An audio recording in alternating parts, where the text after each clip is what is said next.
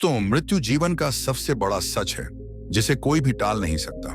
लेकिन फिर भी मनुष्य जीवन भर भौतिक सुविधाओं के मोह में पड़ा रहता है और उसे इस बात का एहसास तब होता है जब व्यक्ति अपनी आखिरी सांसें गिन रहा होता है। मरने के बाद अंतिम संस्कार से जुड़ी ऐसी कई बातें हैं जो हम नहीं जानते। हिंदू धर्म में दाह संस्कार से जुड़े ऐसे कई नियम हैं जिनका आधार आध्यात्मिक होने के साथ साथ वैज्ञानिक भी है।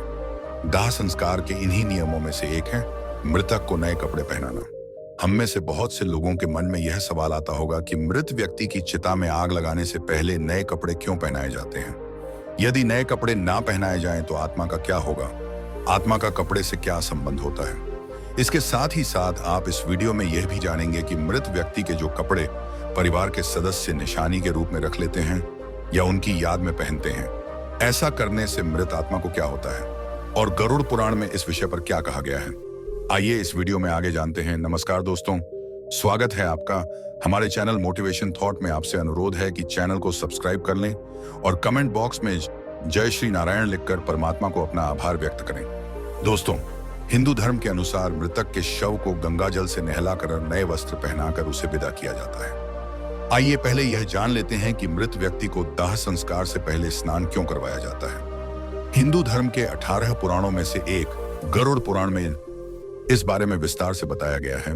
गरुड़ पुराण के अनुसार भगवत नाम एवं गोत्र का उच्चारण करते हुए मृत व्यक्ति को नहलाने की बात की गई है।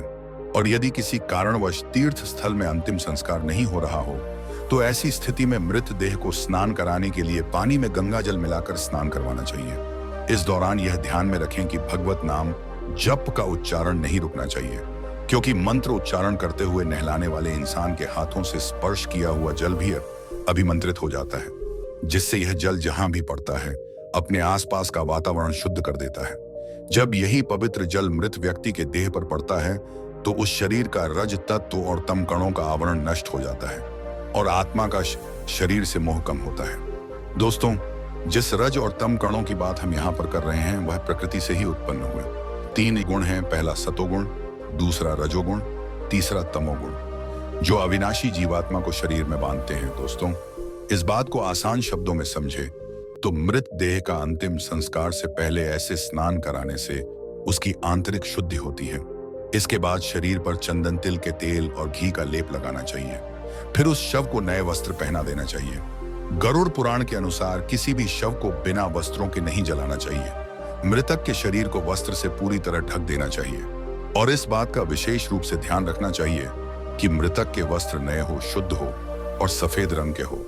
हिंदू धर्म शास्त्रों में सफेद रंग को शांति और पवित्रता का रंग माना जाता है, इसीलिए मृत देह के शरीर को सफेद कपड़ों से ढका जाता है। सनातन धर्म में सफेद रंग को शुद्धता और मोक्ष का प्रतीक भी माना जाता है। गरुड़ पुराण में यह भी बताया गया है कि मृत व्यक्ति को पहनाए जाने वाले वस्त्रों को पहले थोड़ी देर धूप में रखना चाहिए और हो सके तो गोमूत्र या गंगा जल का छिड़काव करके उन्हें शुद्ध कर लेना चाहिए। ऐसे करने से कपड़ों के माध्यम से मृत व्यक्ति के शरीर के चारों ओर एक पवित्र कवच बन जाता है जो शव को बुरी शक्तियों के संपर्क में आने से बचाता है। साथ ही साथ ऐसा माना जाता है कि मृतक यमलोक की नई यात्रा पर जा रहा है। ऐसे में नए वस्त्र पहनाकर ही उसे विदा किया जाना चाहिए। इसके बाद अंतिम संस्कार की विधि को आगे बढ़ाते हुए मृत देह को चिता पर रख दिया जाता है और उसके ऊपर पुष्प, चंदन और 5 प्रकार की पवित्र लकड़ियों को रखकर मुखाग्नि दे दी जाती है। दोस्तों, दाह संस्कार के बाद अस्थियों की राख एवं अस्थियों को गंगा आदि पवित्र नदियों में प्रवाहित कर देना चाहिए। ऐसा करने से उस मनुष्य के सारे पाप धुल जाते हैं और उसकी आत्मा पाप मुक्त हो जाती है। आत्मा की शुद्धि और पाप मुक्ति के लिए ही मृतक के परिवार द्वारा नए कपड़े पहनाते हुए उसे आदर पूर्वक विदा किया जाता है और आत्मा की शांति के लिए प्रार्थना की जाती है। आइए दोस्तों, अब आपको बताते हैं कि मृत व्यक्ति के कपड़े निशानी के तौर पर रखने से आखिर होता क्या है। दोस्तों, जब हमारा कोई अपना इस दुनिया से चला जाता है तो अक्सर हम उनकी वस्तुओं को उस व्यक्ति की याद के रूप में संभाल कर रख लेते हैं। इन वस्तुओं में आमतौर पर कपड़े और उस व्यक्ति की पसंदीदा चीजें भी होती हैं। कई बार ऐसा भी होता है कि मृतक के कपड़े उनके घर वाले पहन लेते हैं, लेकिन ऐसा कभी नहीं करना चाहिए। सनातन धर्म के अनुसार मृत व्यक्ति के कपड़े पहनने की सख्त पाबंदी है।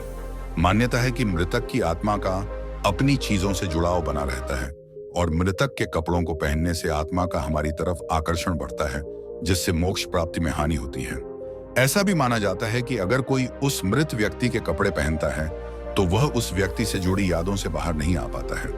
इसीलिए अगर हम किसी मृत व्यक्ति का सामान अपने इस्तेमाल में लाते हैं तो यह हमें मानसिक रूप से कमजोर बनाता है, क्योंकि हम उस व्यक्ति के ना होने के दुखद क्षण को भूल नहीं पाते और वह व्यक्ति हमें बार बार याद आता रहता है। इसलिए कहा जाता है कि आपको मृतक की कोई भी वस्तु या कपड़े आदि उपयोग की हुई चीजें इस्तेमाल में नहीं लानी चाहिए। इन्हें हमेशा दान कर देना चाहिए। तो दोस्तों, आशा करता हूं कि आपको यह बातें समझ आ गई होंगी कि दाह संस्कार से पहले मृत देह को नए कपड़े क्यों पहनाए जाते हैं। अगर यह बातें आपको समझ आई हो तो वीडियो को लाइक करें और अपने बंधु बांधव को शेयर करें।